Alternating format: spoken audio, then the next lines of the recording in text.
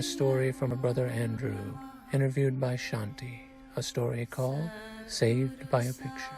I grew up as a son of a physicist and engineering professor. My mom was also a PhD in political science, but interested in things like nuclear policy. So it was a very science-oriented household. My parents came from different backgrounds, so they did not have any religion in the household. I only knew vaguely about Christianity, which was my mom's background, or Hinduism, which is my dad's background. He was from India. My mom was of European heritage. So kind of they made a pact when they got married that they would not go to church or temple or anything. It would just be very neutral with regard to religion. And so when I was 20, I was in college. I was an engineering student at a school. It wasn't a religious school. It was quite a secular school. In fact, all my education was secular education. And then I went to get my MBA. I moved to Boston, mm-hmm. and I met people from all over the world in my MBA program. And my parents felt like, hey, maybe he's open now to meeting someone from India. So I went to India and I met someone from India. Oh, Sonia. sure. And but then it was a bit of a challenge because she was very accepting of all religions, but I was not quite. So there was back and forth, but ultimately we worked things out and we got married in India. When I had gone to India to get married, I had never heard of Satya Sai Baba, didn't know anything about him. I mean, I was familiar with the concept of gurus, but I'd only heard of some other gurus. I go to this bhajan near Sonia's house, and I see Baba's picture at the altar. First time I'm seeing it. So I asked the question for which I'm famous, who's the dude in the afro? And she told me, and I, was kind of curious. And of course, like she said, I was looking for some people. She went through a lot of very challenging medical treatments in Boston. And she wanted, her mother was there with us, her mother and father, and they wanted to have a bhajan at the end of it before going back to India. I didn't know what a bhajan was. I didn't know how to get people for a bhajan. And she said, well, contact the center. So I did.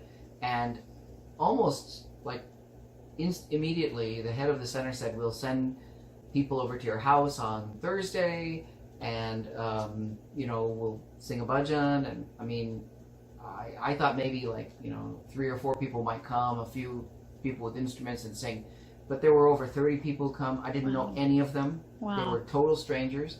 They came in the house. It just so happened to be my birthday. So somebody got a birthday cake and we had birthday, my last birthday actually that I celebrated in Boston. And it was sublime. It was incredible. And the main thing I wanted to do to sort of validate this phase is that this guy is alive, right? So I want to go and see him. I want to see that he's a real person. This isn't just a figment of somebody's imagination. So we managed in 1997 to go to Puttaparthi with her mother and my aunt. They went with us, and we saw Baba, which was incredible. And of course, you get this immense aura and incredible feeling when you're there. And we've been, I think, 3 more times, but the thing is that proved to me that he was real.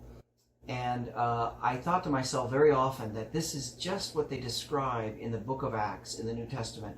That, as he moves through the crowd, it's almost like a wave of emotion or people that follow him. And this is precisely what they said about Jesus 2,000 years ago.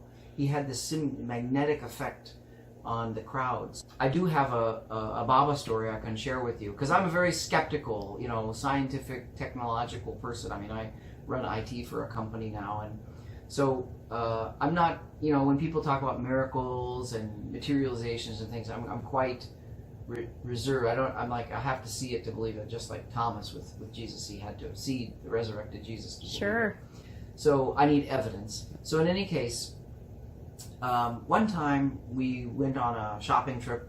We went an hour out of Atlanta, filled up our trunk with stuff for our new house, mm-hmm. and for some reason, which it's hard for me to, maybe it was because we had been to Chandarai's house, we took our Baba picture to put at the altar. We bought it over there. Yeah, we bought it and we put it in the trunk. And And you know, upset that I bought it. yeah, and I said, why did you buy this? You know, we're gonna go shopping. There's no space for it, etc. Because it was in the frame. It was like kind of awkward to put, and we didn't want to put it on the floor or anything. So I kept it in the trunk, and we kept piling things in the trunk, and I kept having to take it out and put more stuff in. And finally, the trunk was full. I'm like, look, you know, we're going home. There's no more room. We can't buy anything else, and we've got to deal with this picture. So we get off the interstate to go to Beaufort Highway Farmers Market. This was at Ashford Dynamite, so we were going to turn left. And then, so he says, no, she's in the passenger seat. Let's just go home. So I back up and I go in the through lane that's going to take me back onto 285. And then she said, well, wait a minute, you know, I forgot we need something, so let's go. So again, I reverse direction and go into the turn lane. And it'll become apparent why this is important in a second. Okay. So I'm in the driver's seat, she's in the passenger seat. Now, after back and forth, I'm in the turn lane, and somebody else pulls into the through lane. Oh. I guess they just got off the interstate, and they meant to just continue. So they're in the through lane, and the light turns green. It was like a blue Mercedes, very solid car. I had like a little Corolla or something. About 2 seconds after we pull out into the intersection, or actually I hesitate and the other car pulls out of the intersection, out of nowhere this red pickup truck comes flying. Oh, He my hits the goodness. Mercedes, T-bones it, and it spins around like 3/4 of a turn and almost falls onto 285. I mean, he hit it with such impact. He must have been going at like 65 miles an hour. Now, if there was anybody in the Mercedes passenger seat, they were instantly dead because the Mercedes was totally caved in. We saw it. Oh. We called the police. And,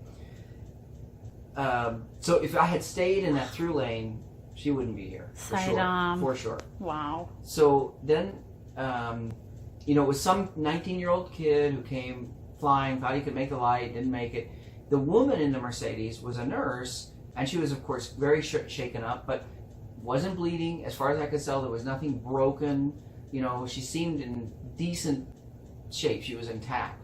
But that's because the Mercedes has very strong steel bars in the passenger and driver door, right? My car doesn't have that. It was a cheaper car. Yeah. So, I probably would have been affected too. And, it's a lighter car, so it might have been pushed onto 285. We would have flipped over. In any case, it was quite disturbing. And, we just went straight home after that. But I thought to myself, I said, what if she had not, I was getting irritated because she kept changing her mind. What if I had not pulled out of that through lane and had not gone into the left-hand turn lane? Well, she would have been killed. I probably would have been injured. That would have been it. Yeah. The thing that she pointed out about that whole experience is that we had Baba's picture in the car, which we never do. I mean, it's like always at our altar. We don't take it around with us everywhere. Right. So now we always keep some, not this size, but a small picture of Baba Swami in the with car you. Yeah. everywhere we go because he's protection. And that is, I think, as close to a tragic event as we've had, but really, I think Baba saved us that day. Yeah. And this was relatively early in our time in Atlanta. This was back in the late 90s. Mm-hmm. So, pretty powerful when I think about it. Wow. Saidam.